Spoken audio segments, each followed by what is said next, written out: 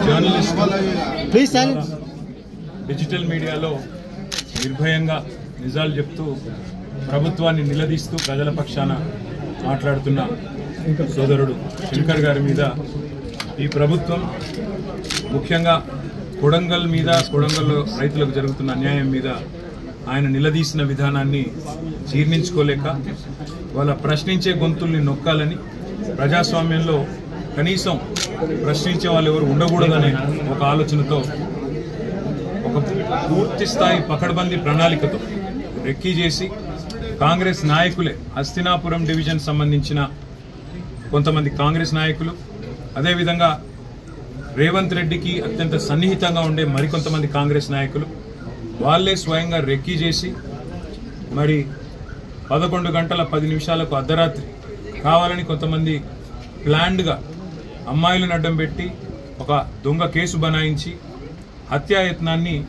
మరి శంకర్ గారి మీద చేయడం జరిగింది. దురదృష్టం ఏంటంటే మరి హత్యాయత్నం జరిగినప్పుడు ముందుండి కాపాడాల్సిన పోలీసులే ఈరోజు పూర్తి స్థాయిలో కేసు నిర్వీర్యం చేయడానికి 307 అనే సెక్షనే పెట్టకుండా ఇది హత్యాయత్నమే కాదని బుకాయిస్తూ ప్రభుత్వానికి తొత్తులుగా వత్తాసు పలుకుతూ ఇవాళ కేసు నిర్వీర్యం చేసే ప్రయత్నం చేస్తూ ఉన్నారు. కానీ ప్రజా కోర్టులో తప్పకుండా దోషులు ఎవరైతున్నారో వాళ్ళు దొరికిపోయినారు. ఇప్పటికే సీసీ కెమెరాల ఫుటేజ్ సాక్షిగా ఎవరెవరైతే దొరికిపోయినారో వాళ్ళందరినీ అరెస్ట్ చేసేదాకా తప్పకుండా ప్రభుత్వం మీద ఒత్తిడి పెంచుతాం. పోలీస్ శాఖను కూడా ఈ రకంగా వ్యవహారం చేయడం మంచిది కాదు. ముఖ్యంగా ఎల్బీ నగర్ సిఐ కానీ స్థానిక ఎస్ఐ కానీ అక్కడ ఉండే పోలీస్ అధికారులు కానీ వాళ్ళు వ్యవహరించిన తీరు కూడా అనుమానాస్పదంగా ఉంది. తప్పకుండా శంకర్ గారికి న్యాయ పోరాటంలో అండగా నిలబడతాం. నిజం బయటికి వచ్చేదాకా ఆయన మీద చేసిన హత్యా ప్రయత్నం ఎవరు చేసినారో, సూత్రధారులు ఎవరు, పాత్రధారులు ఎవరు, వాళ్ళందరినీ కూడా న్యాయపరంగా వాళ్ళని శిక్షించేదాకా వదిలిపెట్టాం. ఒక్క శంకర్ను బెదిరిస్తాం, ఆయనను హత్యాయత్నం చేసి ఏదో అడ్డుకుంటాం, నోరు మూపిస్తాం, గొంతు నొక్కుతామంటే 100 మంది శంకర్లు తయారవుతారు. ఎందుకంటే ఇది డిజిటల్ మీడియా ప్రపంచం. ఇప్పుడు మేము కూడా ఇట్లాగే ఆలోచించుంటే, మేము కూడా ప్రభుత్వంలో 10 ఏళ్ళు ఉన్నప్పుడు ఇట్లాగే ఆనాడు కేసీఆర్ గారి మీద మరి ఎవరు మాట్లాడినా దాన్ని అణిచివేసే ప్రయత్నం, రాజ్య శక్తిని అడ్డం పెట్టుకొని చేసే ప్రయత్నమే చేస్తుంటే ఇలా చాలా మందికి వాయిస్ కూడా ఉండేది కాదు. కానీ ప్రజాస్వామ్యంలో అన్ని రకాల వాదనలకు అవకాశం ఉండాలి. అన్ని వాదనలు విన్న తర్వాత ప్రజలు తీర్పు ఇవ్వాలి. కాబట్టి ఆనాడు ఏనాడు కూడా మేము ఇట్లాంటి రాజ్యహింసను కానీ ఇట్లాంటి భౌతిక దాడులను కానీ మేము ప్రోత్సహించలేదు. జరిగితే కూడా వాటిని వెంటనే నివారించే ప్రయత్నం చేసినాం. ఎక్కడైనా తప్పు జరిగితే కూడా దాన్ని తప్పకుండా ఖండించి దాంతోపాటు అక్కడెక్కడన్నా అన్యాయం జరిగితే కూడా అన్యాయం జరిగిన వారి తరఫున మాట్లాడాను. ఇవాళ నేను ప్రభుత్వాన్ని డిమాండ్ చేసేది, ముఖ్యంగా ముఖ్యమంత్రి రేవంత్ రెడ్డి గారికి చెప్పేది, శంకర్కు మళ్ళీ ఒకసారి చీమ గుట్టిన బాధ్యత రేవంత్ రెడ్డిదే అవుతుంది. శంకర్ మీద మళ్ళీ ఎక్కడన్నా చిన్న ఘాటుబడ్డా ఖచ్చితంగా రేవంత్ రెడ్డి తెలంగాణ ప్రజల ముందు దోషిగా నిలబడక తప్పదు. ఎందుకంటే ఇవాళ ఆయన మనుషులే, ఆయనకు అత్యంత సన్నిహితులైన మనుషులే రెక్కీలో పాల్గొన్నారు.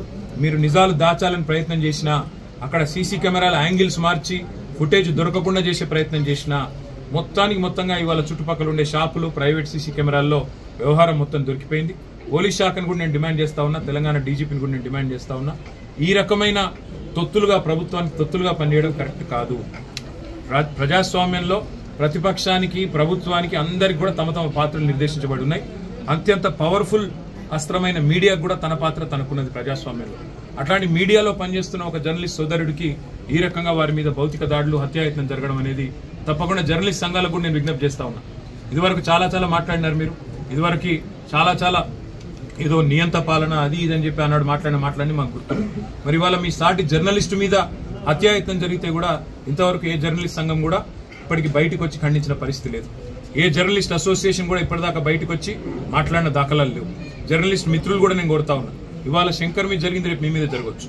మీరు ఒకవేళ ప్రభుత్వాన్ని ప్రశ్నిస్తే మీ గొంతు నొక్కడానికి, మిమ్మల్ని ఇవాళ పూర్తి స్థాయిలో అణిచివేయడానికి జరుగుతున్న ఈ ప్రయత్నంలో మీరు నోరు విప్పకపోతే, మీరు గొంతు పెగిల్చకపోతే రేపు ఈ ప్రమాదం మీకు కూడా వస్తుందనే మాట గుర్తు చేస్తూ రేవంత్ రెడ్డి గారికి మళ్ళీ నేను చెప్తా ఉన్నా, శంకర్కి మళ్ళొక్కసారి ఏం జరిగినా, చీమగుట్టినా, ఘాటుబడ్డా మీదే బాధ్యత అవుతుంది. ముఖ్యంగా రేవంత్ రెడ్డిదే వ్యక్తిగతమైన బాధ్యత అవుతుంది. ఇవాళ ప్రజాస్వామ్యంలో ప్రశ్నించే గొంతుని ఎవరు నొక్కే ప్రయత్నం చేసినా తప్పకుండా వారికి మేము అండగా ఉంటాం. అదే మాదిరిగా న్యాయ వ్యవస్థలో కూడా న్యాయపరంగా కూడా జరగాల్సిన పోరాటం జరగాల్సిందే. అదేవిధంగా హత్యాయత్నం జరిగితే ఈ కేసును నిర్వీర్యం చేసే పోలీస్ యంత్రాంగ ప్రయత్నం ఏదైతుందో దీన్ని కూడా తప్పకుండా మేము సీరియస్ గా ప్రధాన ప్రతిపక్షంగా టేకప్ చేస్తాం. ఇవాళ ఇంకా ఇప్పుడే చెప్తా ఉన్నారు, శంకర్ గారు తల్లి గారు కూడా చెప్తా ఉన్నారు, బెదిరింపు కాల్స్ వస్తున్నాయని చెప్తున్నారు, బెదిరింపు మెసేజ్లు వస్తున్నాయని చెప్తున్నారు. ఇవన్నింటి విషయంలో నేను పోలీస్ శాఖను కూడా కోరుతా ఉన్నా. మరి ఒక నిర్భీతిగా కొట్లాడుతున్న ఒక జర్నలిస్టుకు రక్షణ కల్పించాల్సిన బాధ్యత మీ మీద ఉంది. మీకు చేత కాదు, మేము ఇవ్వలేము అంటే ప్రైవేట్ ప్రొటెక్షన్ కూడా తప్పకుండా ఏర్పాటు చేసుకునే సత్తా మాకుంది. కానీ ఈ రకంగా మీరు ప్రభుత్వానికి తొత్తులుగా మారి పూర్తి స్థాయిలో ప్రభుత్వానికి వాళ్ళ అడుగులకు మడుగులెత్తే విధంగా వ్యవహారం చేయడం మాత్రం పోలీసులకు మంచిది కాదనే మాట కూడా చెబుతూ, న్యాయ పోరాటము తప్పదు, ప్రజాకోర్టులో కూడా పోరాటం తప్పదు. కానీ ఏది జరిగినా శంకర్కు, ఆ కుటుంబానికి తప్పకుండా రేవంత్ రెడ్డి వ్యక్తిగతంగా బాధ్యత వహించాల్సిన పరిస్థితి వస్తుందనే మాట మళ్ళొకసారి ముఖ్యమంత్రికి చెప్తూ, ఇలాంటి పిచ్చి పిచ్చి పనులు మానుకోవాలని చెప్పి కూడా వారికి హెచ్చరిస్తూ, మళ్ళీ ఒకసారి సంఘీభావం చెప్పిన జర్నలిస్టులకు ధన్యవాదాలు. చెప్పని వాళ్ళు దయచేసి గొంతు విప్పాలని చెప్పి కూడా నేను కోరుతాను.